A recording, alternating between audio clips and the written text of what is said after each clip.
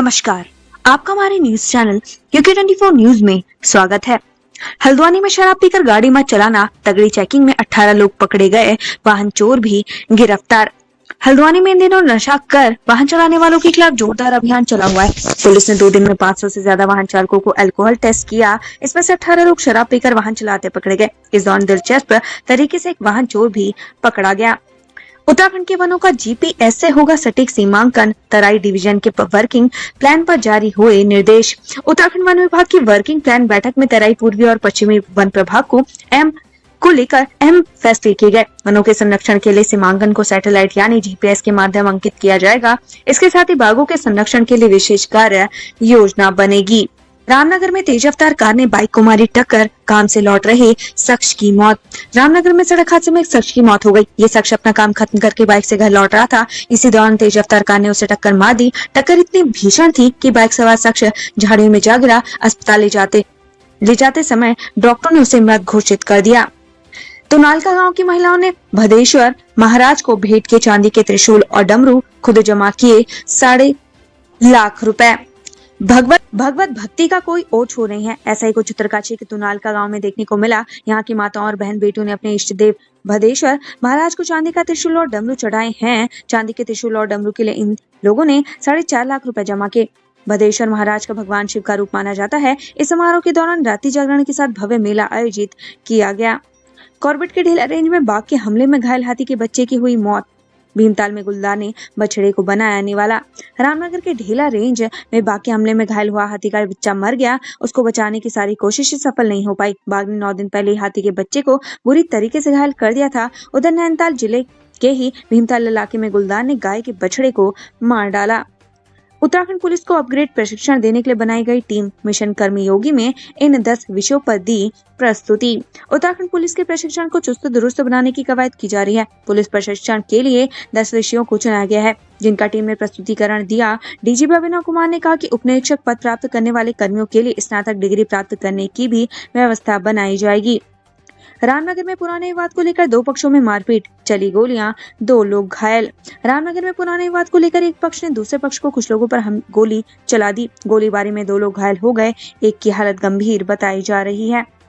दून नगर निगम में अनियमितताओं के खिलाफ कांग्रेस जमकर बोला हल्ला।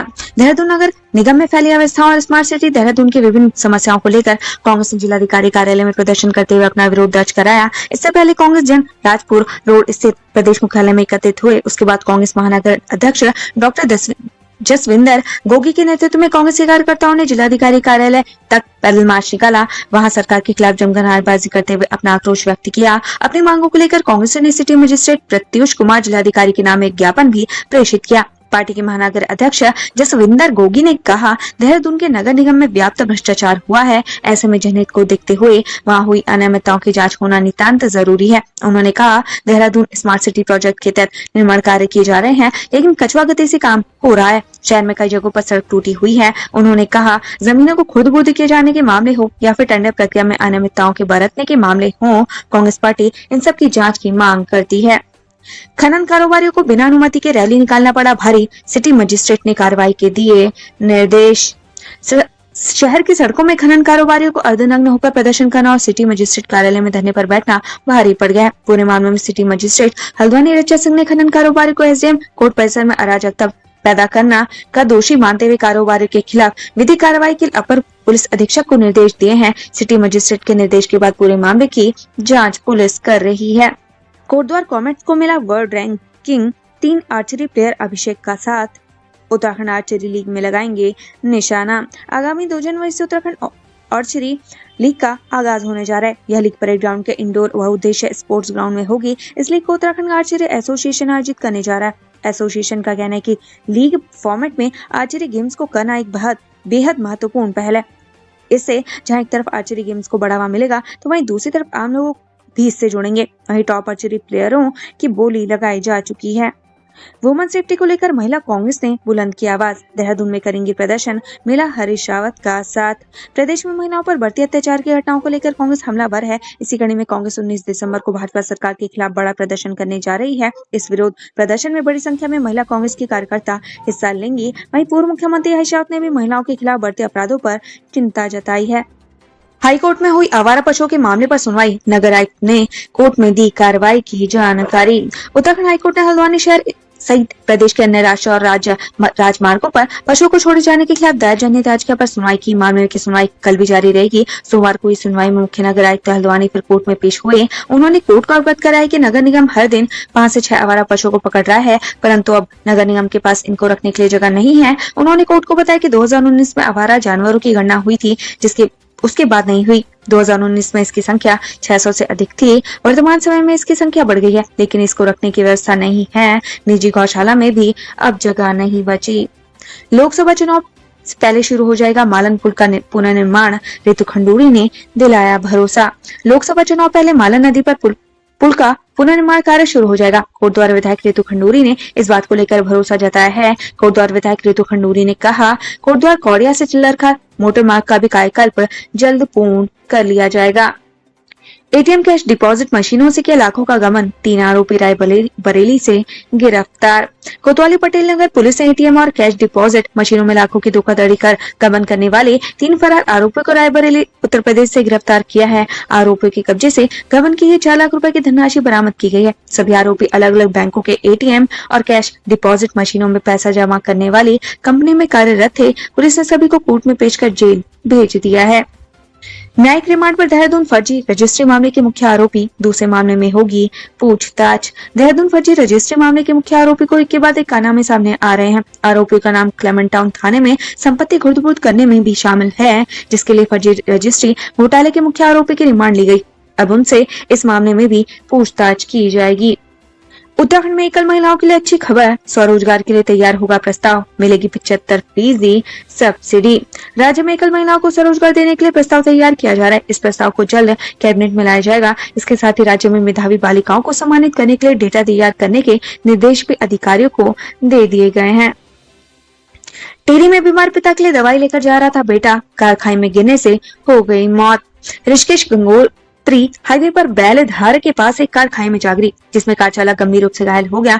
मौके पर मौजूद लोगों ने आनंद फानंद में उसे खाई से बाहर निकालकर सामुदायिक स्वास्थ्य केंद्र छाम पहुंचाया, जहां डॉक्टरों ने कार चालक को मृत घोषित कर दिया।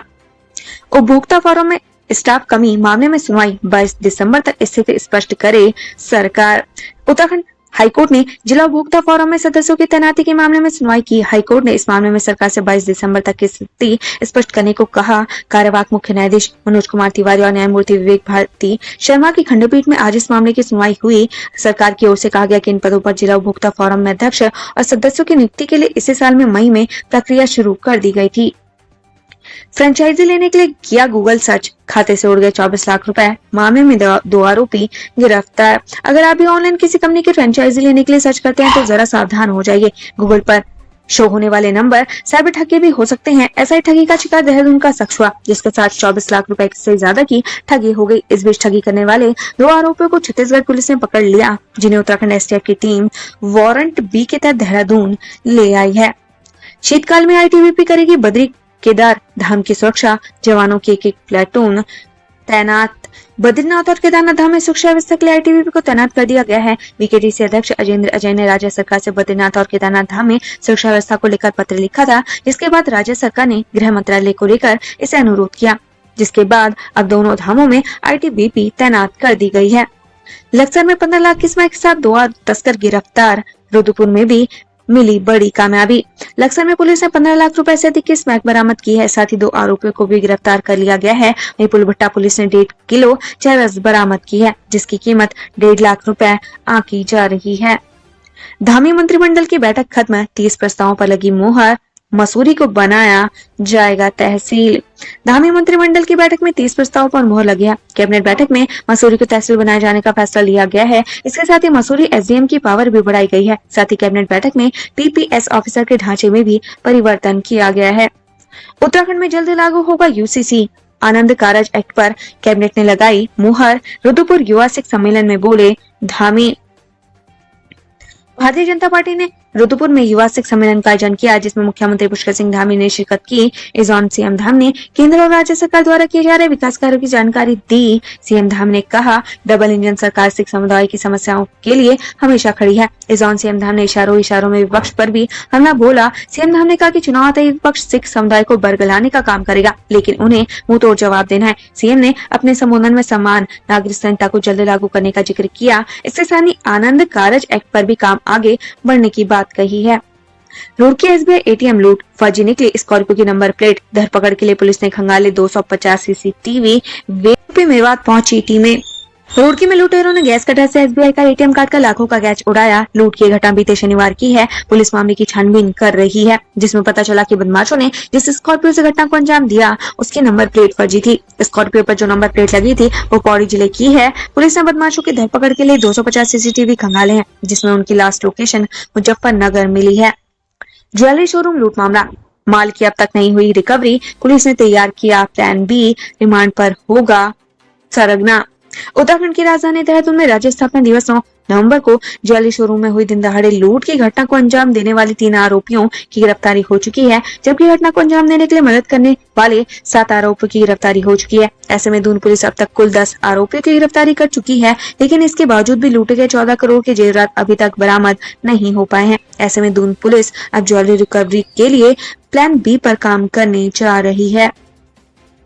जंगल में मिली युवती की लाश मामले में प्रेमी गिरफ्तार, सबूतों के आधार पर पुलिस ने घटना को बताया आत्महत्या। ऋषिकेश जंगल में 13 दिन बाद मिली लापता युवती की जली लाश के मामले में पुलिस ने प्रेमी को गिरफ्तार कर लिया है। सबूतों के आधार पर पुलिस ने घटना को आत्महत्या बताया है। युवती की पोस्टमार्टम रिपोर्ट आना अभी बाकी है। उत्तराखंड से संबंधित ऐसी ही खबरें पाने के लिए हमारे चैनल को लाइक व सब्सक्राइब जरूर करें। धन्यवाद।